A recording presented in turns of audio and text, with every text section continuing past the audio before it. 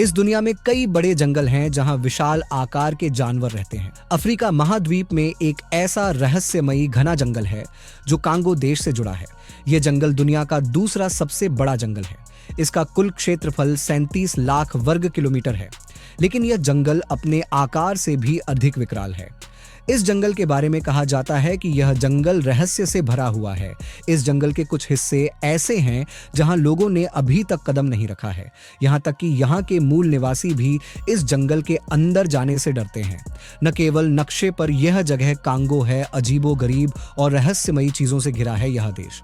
इन तथ्यों के बारे में हम सभी जानते हैं कि दुनिया का सबसे बड़ा सांप टिटानोबोआ था, जो 47 फीट तक लंबा हो सकता था, जिसका वजन लगभग 1135 किलोग्राम और अनुमानतः 6 मिलियन था। वे वर्षों पहले पृथ्वी पर मौजूद थे। वे पहली बार कोलंबिया में पाए गए थे। लेकिन अगर हम कहें कि टिटानोबोआ अभी तक हमारे ग्रह में प्रवेश नहीं कर पाया है, लेकिन 1959 में बेल्जियम वायुसेना के कर्नल रेमी वैन लायर्ड ने कहा था। अपना एक मिशन पूरा करने के बाद हेलीकॉप्टर से कैंप की ओर लौट रहे थे। हेलीकॉप्टर कांगो के कटंगा क्षेत्र के ऊपर था। तभी उसे अचानक जंगल में कुछ हिलता हुआ नजर आया। वेंडर एक अनुभवी पायलट था, इसलिए वह ऊपर से वस्तु के आकार का अच्छी तरह से अनुमान लगा सकता था। लेडर और उसका साथी इस अजीब प्राणी को देखकर चकित हो गए और उन्होंने इस अजीब चीज को देखने के लिए अपना हेलीकॉप्टर नीचे कर दिया, लेकिन उन्हें कभी इसका एहसास नहीं हुआ।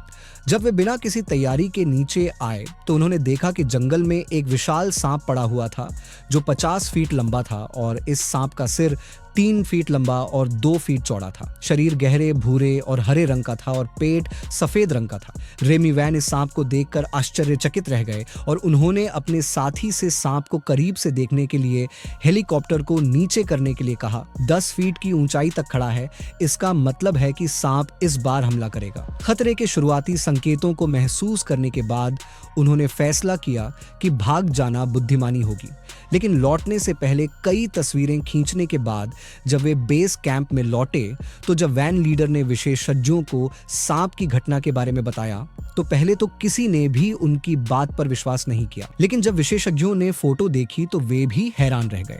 इस घटना के बाद विशेषज्ञों ने स्थानीय टाइपिस्टों के साथ मिलकर कांगो के जंगल में उस जगह पर काफी खोजबीन की, लेकिन विशेषज्ञों के मुताबिक उन्हें 50 फीट का कोई सांप नहीं मिला। यह एक अफ्रीकी रॉक अजगर हो सकता है जो 25 फीट तक लंबा हो सकता है। आज दुनिया का सबसे बड़ा सांप हरा एनाकोंडा है जो लगभग 30 फीट तक लंबा हो सकता है, और इस सांप को वैन लीडर ने पकड़ा है। लंबाई लगभग 50 फीट है, तो कल्पना कीजिए कि कांगो लोकतांत्रिक गणराज्य में कांगो का जंगल कितना भयानक है। यह दुनिया के उन देशों में से एक है जहां कीमती धातुओं और खनिजों के प्राकृतिक संसाधन लंबे समय से चले आ रहे हैं। 19वीं सदी के आसपास बेल्जियम के राजा लियोपोल्ड द्वितीय के शासन के दौरान यह देश उनका निजी उपनिवेश बन गया। उस समय देश का बेरहमी से शोषण किया गया, बहुत सारे रबर की कटाई की गई और सारा श्रम कांगो वासियों पर थोप दिया गया, लेकिन उन्हें भुगतान नहीं किया गया। 1909 में लियो द्वितीय की मृत्यु के बाद से लगभग 100 वर्ष बीत चुके हैं, लेकिन कांगो वासियों का भाग्य खराब हो गया। वर्तमान में कांगो में कोबाल्ट खनन बहुत लोकप्रिय है।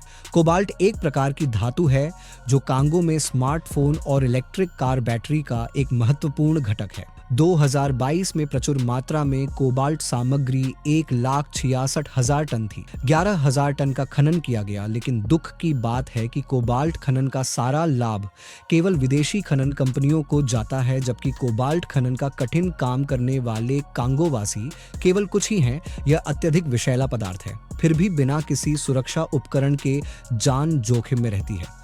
बूढ़े लोगों से लेकर 7 साल के बच्चे भी खनन में काम करते हैं। कोई भी उन्हें खनन में काम करने के लिए मजबूर नहीं कर रहा है, लेकिन यहाँ बेरोजगारी दर बहुत अधिक है, इसलिए वे कम वेतन के लिए अपने स्वास्थ्य को जोखिम में डालने के लिए मजबूर हैं। ट्रायसिक काल के अंत में पृथ्वी पर टेरोसौर के जीवाश्म 18वीं शताब्दी के अंत में जर्मनी के कावरिया में खोजे गए थे, लेकिन माना जाता है कि वे 66 मिलियन वर्ष पहले विलुप्त हो गए थे।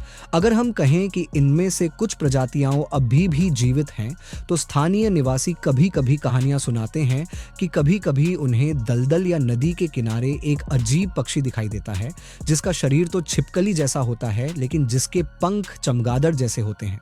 यह जानवर मछुआरों पर हमला करता है और स्थानीय जानवरों को मार डालता है। दुनिया को सबसे पहले 1923 में फ्रैंक ह्यूम की एक किताब में कंगमातो नाम के राक्षस के बारे में पता चला। पुस्तक इन व्हाइट बाउंड अफ्रीका को प्रकाशित करने से पहले फ्रैंक ने उत्तरी कांगो में एक अभियान के दौरान स्थानीय लोगों से मित्रता की, जहां मेलोडी एक भूविज्ञानी थे जिन्होंने उन्हें स्थानीय जनजाति में कोंगो माटा राक्षस की कहानी से परिचित कराया। इस अज्ञात पक्षी के बारे में अधिक जानकारी उत्सुकतावश वह विभिन्न क्षेत्रों में गए और स्थानीय लोगों से इस जानवर की विशेषताओं के बारे में पूछा, और आश्चर्यजनक रूप से वे सभी एक ही प्राणी का वर्णन करते हैं। वे कभी कभी एक उड़ने वाले सरीसृप जैसे पक्षी को कम से कम 2 मीटर के पंखों के साथ आकाश में उड़ते हुए देखते हैं। 19वीं शताब्दी की शुरुआत में कांगो पर हमला करने वाले कुछ यूरोपीय लोगों ने एक छोटी जनजाति से एक शक्तिशाली हथियार की खोज की निंग कहा जाता है। कुछ चित्रों को देखने के बाद उन्हें एहसास हुआ कि इस अंगुलू तलवार का इस्तेमाल स्थानीय भाषा में कैदियों को फांसी देने के लिए किया जाता था। यह तलवार पूरे कांगो क्षेत्र में बहुत लोकप्रिय है और शक्ति का प्रतीक थी। इस तलवार का एक काला इतिहास है जो आज भी कांगोवासियों को परेशान करता है। इन निंगो जनजातियों को नरभक्षी के रूप में जाना जाता था। वे तलवार का उपयोग केवल विशेष अवसरों के लिए करते थे। निंगो जनजाति ने 1858 में बेल्जियम के शासन के बाद से इस प्रथा पर प्रतिबंध लगा दिया है, लेकिन अपने पुराने व्यवहार को जारी रखने के लिए वे अब समारोह के लिए मनुष्यों के बजाय बकरियों का उपयोग करते हैं और उनकी बलि देते हैं और उनका खून खाते हैं। कई वर्षों से अफ्रीका दुनिया भर के विभिन्न देशों के खोजकर्ताओं को आकर्षित करता रहा है। 1927 में चिकित्सा उपचार के लिए मिस्र आए। यहाँ पहुंचने के बाद वे अफ्रीका की ओर आकर्षित हो गए। उन्होंने प्राकृतिक पर्यावरण और मूल निवासियों की संस्कृति का अध्ययन करने के लिए अफ्रीका में कुछ समय बिताया। यहाँ उन्होंने कांगो में अपने समय के दौरान स्थानीय जनजातियों के साथ वृत्त चित्र फिल्में बनाना शुरू किया, जिसमें उनकी शिकार की एक प्रसिद्ध तस्वीर थी आर्टिलियो के साथ खड़े गोरिल्ला, जिन्होंने इन जनजातियों के साथ अच्छे संबंध विकसित किए। एक बार उन्हें कुछ जनजातियों ने बताया कि कांगो में एक भयानक गुफा है जहां एक बुरी आत्मा रहती है और जो भी गुफा के अंदर जाता है वह कभी वापस नहीं आता है। इस गुफा को कोंगो भाषा में कावेना केब कावेना कहा जाता है, जिसका अर्थ है दर्दनाक मौत। कुख्यात कावेना गुफा में प्रवेश करने के लिए गुफा में प्रवेश करते ही उसे अंदर से दुर्गंध आने लगी। थोड़ा और अंदर जाने पर उसे एक भयानक दृश्य दिखाई दिया, जैसे कि किसी ने उनका नरसंहार कर उन्हें इस गुफा के अंदर दफना दिया हो। लोक कथाओं के अनुसार यहाँ गुफा के अंदर बुरी आत्माएं हैं। लोगों को चुराकर यहाँ लाया जाता था और इस गुफा के अंदर उन्हें मार दिया जाता था। लेकिन एटेलियो ने शोध किया और पाया कि एक समय में स्थानीय लोग यहाँ मृतकों को दफनाते थे। दोस्तों, अगर आपको वीडियो पसंद आया हो, यदि हाँ तो कृपया आज ही लाइक करें। अभी के लिए अलविदा, बाद में फिर मिलेंगे।